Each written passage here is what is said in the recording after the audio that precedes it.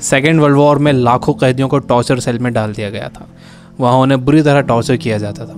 उन्हें वहाँ फिजिकल और इमोशनल दोनों तरह से टॉर्चर से गुजरना पड़ता था। उन्हें अकेलेपन से भी गुजरना पड़ता था। कैदियों के सामने उनके दोस्तों की मौत हो जाया करती थी। उन्हें अपने दोस्तों और रिश्तेदारों को मरता हुआ देखना पड़ता था। ऐसे में कैदियों को ये लगने लगा था कि उनका भी मरना अब पक्का है। ये सब देखकर कैदी इमोशनली बहुत डिस्टर्ब हो जाते थे, बर्दाश्त नहीं कर पाते थे और वो सदमे से ही मर जाते थे। सेकेंड वर्ल्ड वॉर में कैदियों को रखने के लिए कई कैंप्स बनाए गए थे। उन्हीं कैंप्स में से एक कैंप में बंद थे psychologist doctor Victor Frankl. Victor उन कैंप्स में 3 साल तक रहे। उन कैंप्स में उन्होंने जो भी देखा, जो भी एक्सपीरियंस किया, जो भी टॉर्चर सहे, किसी को मालूम नहीं था कि वो इसके बारे में एक किताब लिख देंगे। उस किताब की करोड़ों कॉपीज़ बिक जाएंगी और कई भाषाओं में वो किताब ट्रांसलेट हो जाएगी। उन्होंने किताब लिखी जिसका नाम था मैन सर्च फॉर मीनिंग। अभी जो कोरोना क्राइसिस चल रही है, आप घरों में बंद हो, बोर हो रहे हो, अच्छा नहीं लग रहा है, तकलीफ हो रही है, तो आप अपनी इस तकलीफ को ज़रा इन टॉर्चर सेल्स के फ़ोटोज़ से एक बार कंपेयर ज़रूर करना। इससे मुझे पक्का यकीन है कि आपको अंदाज़ा हो जाएगा कि हमारी तकलीफ़ इन टॉर्चर सेल्स की तकलीफ़ के मुकाबले कुछ भी नहीं है।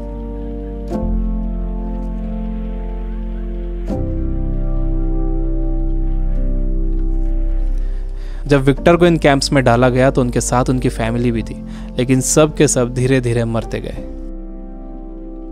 विक्टर एक इंसिडेंट बताते हैं। उनके साथ एक कैदी था। उसने फरवरी महीने के आखिर में एक सपना देखा। उसने विक्टर को बताया कि कल रात उसने एक सपना देखा था। सपने में एक आवाज़ गूंजी कि मुझसे जो पूछना है पूछो। तो मैंने उससे पूछा कि हम इस कैंप से बाहर कब निकलेंगे। तो उस आवाज़ ने कहा कि 30 मार्च को तुम लोग बाहर निकल जाओगे। इस सपने के बाद उस कैदी को पूरा यकीन हो गया था कि वो 30 मार्च को रिहा हो जाएगा। मार्च का महीना शुरू हो गया। वो एक एक दिन गिन रहा था। धीरे धीरे दिन निकलते गए। जब मार्च का महीना ख़त्म होने आया तो उस कैदी को ये दिखने लगा कि वो रिहा नहीं हो सकेगा। 29 मार्च को वो बीमार पड़ गया और 30 मार्च को वो मर गया। ऊपरी तौर पर तो ये लग रहा था कि उस कैदी को कोई बीमारी हुई है जिससे वो मर गया, लेकिन विक्टर जानते थे कि वो कैदी किसी बीमारी से नहीं मरा था, बल्कि नाउम्मीदी से मरा था। उसके मरने की वजह थी उम्मीद का ख़त्म हो जाना, होप का ख़त्म हो जाना। Biggest lesson of this book, इंसान को तकलीफ़ें नहीं मारती हैं, इंसान को धोखा नहीं मारता है, इंसान को चैलेंजेस नहीं मारते हैं, इंसान को नाउम्मीदी मार देती है। जिस इंसान के अंदर आने वाले कल की कोई उम्मीद नहीं होती, कोई ख्वाब नहीं होता, वो इंसान भी नहीं रहता। विक्टर ने गौर किया कि कैंप में ज़्यादातर मौतें क्रिसमस और न्यू ईयर के बीच में हुई थी, क्योंकि लोगों को उम्मीद थी कि क्रिसमस आ रहा है, न्यू ईयर आ रहा है, हमें रिहा कर दिया जाएगा। लेकिन जब ऐसा नहीं हुआ तो उनकी उम्मीदें टूटी और वो मर गए। जब भी किसी इंसान की उम्मीदें ख़त्म होती हैं तो उसका इम्यून सिस्टम कमज़ोर हो जाता है, और जब किसी का इम्यून सिस्टम कमज़ोर हो जाता है तो वो किसी भी छोटी मोटी बीमारी से मर सकता है। यानी पहले उम्मीदें ख़त्म होती हैं, उससे इम्यून सिस्टम कमज़ोर होता है, उसके बाद वो बीमारी ताकतवर हो जाती है। दूसरी चीज़ विक्टर ये बताते हैं कि आपके पास ज़िंदा रहने के लिए एक बड़ा सपना होना चाहिए, एक लॉन्ग टर्म गोल होना चाहिए। जिसके पास आने वाले कल के लिए बहुत बड़ा ख्वाब है, उसके लिए आज की तकलीफ़ें, आज की प्रॉब्लम्स बहुत छोटी होती हैं। जब किसी का बिलीफ बड़ा होता है, किसी का कॉन्फिडेंस बड़ा होता है, किसी का सपना बड़ा होता है, किसी का कमिटमेंट बड़ा होता है, तो उसके सामने आने वाली क्राइसिस, प्रॉब्लम्स, तकलीफ़ें सब छोटी हो जाती हैं। हम कोरोना वायरस की क्राइसिस से घर में रहकर मुकाबला कर सकते हैं। आपको अपनी सुरक्षा करना है, लेकिन इससे घबराना नहीं है। आपको अपनी उम्मीद को ख़त्म नहीं होने देना है। विक्टर कहते हैं कि जब कोई प्रॉब्लम या बीमारी आती है तो आपकी बॉडी कमज़ोर पड़ जाती है, लेकिन आपका माइंड बहुत पावरफुल है।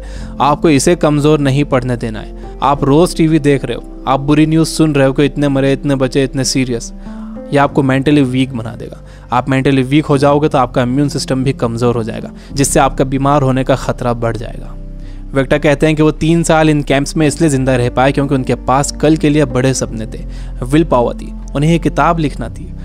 तो वो सारी प्रॉब्लम्स, सारी तकलीफ़ें उनके सपनों और इरादों के आगे छोटी पड़ गई और वो इन सब से बाहर निकल गए। तीसरी चीज़ जो विक्टर ने ऑब्जर्व की थी वो ये कि जब इंसान के सामने कोई प्रॉब्लम आती है तो वो उसे कैसा मीनिंग देता है।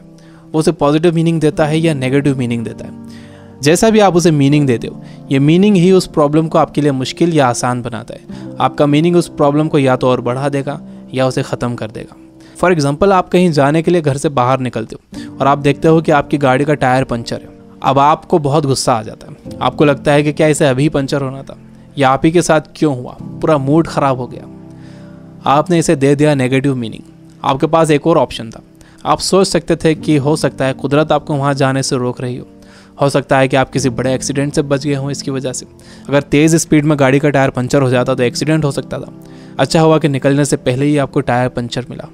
ये है पॉजिटिव मीनिंग। इंसान यूजुअली नेगेटिव ही सोचता है और इस नेगेटिव सोचने की वजह से हम हर चीज़ का नेगेटिव साइड ही देखते हैं, उसका पॉजिटिव साइड नहीं देखते। जैसे कोरोना क्राइसिस में जितना टाइम आपने फैमिली को दिया है, क्या आपने कभी पहले इतना टाइम दिया है?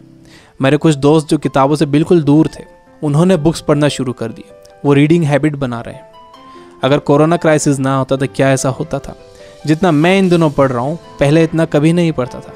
जितनी सफाई लोगों ने रखनी शुरू कर दी है, पहले कभी नहीं रखते थे। बार बार हाथ धो रहे हैं, अच्छी तरह हाथ धो रहे हैं, सोशल डिस्टेंस मेंटेन कर रहे हैं। किसी लाइन में लगे हुए हैं तो दूर दूर खड़े हो रहे हैं। आसमान साफ नज़र आ रहा है, हवा साफ हो गई है, समंदर का पानी साफ हो गया है। ऐसा लग रहा है कि नेचर ने जैसे रीसेट बटन दबा दिया।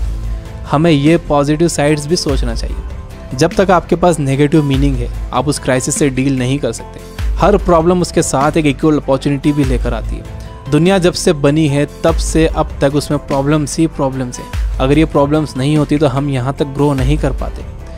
सबसे लास्ट में विक्टर कहते हैं कि आपसे सब कुछ छीना जा सकता है, आपकी धन दौलत, घर, गाड़ी, बीवी, बच्चे, माँ बाप, दोस्त, सेहत, लेकिन एक चीज़ नहीं छीनी जा सकती, वो है आपकी पावर ऑफ डिसीजन। आपसे फैसला करने की ताकत कोई नहीं छीन सकता। अगर आप सिचुएशन से घबरा कर फैसला करते हो तो वो सिचुएशन आप पर हावी हो जाएगी, लेकिन अगर आप सिचुएशन के हिसाब से खुद को बेहतर बनाते हो और डिसीजन खुद लेते हो तो आपकी ज़िंदगी बदल जाएगी। दुनिया में इससे पहले भी कई बीमारियां आई हैं जिससे करोड़ों लोगों की मौत हुई है। उसकी वजह ये थी कि लोग अवेयर नहीं थे, उनके पास इन्फॉर्मेशन नहीं थी, इन्फॉर्मेशन लेट पहुंचती थी, बीमारी से डील करने के साधन नहीं थे। लेकिन आज का वक्त सबसे अच्छा वक्त है। हमारे पास इन्फॉर्मेशन बहुत तेज़ी से पहुंचती है, हमारे पास साधन है। मुझे पूरा यकीन है कि आगे और भी अच्छा वक्त आने वाला है और मैं आपको उम्मीद दिलाता हूँ कि आगे सच में बहुत अच्छा वक्त आने वाला है। You guys are amazing. Keep reading, keep learning, keep growing. Thank you for watching.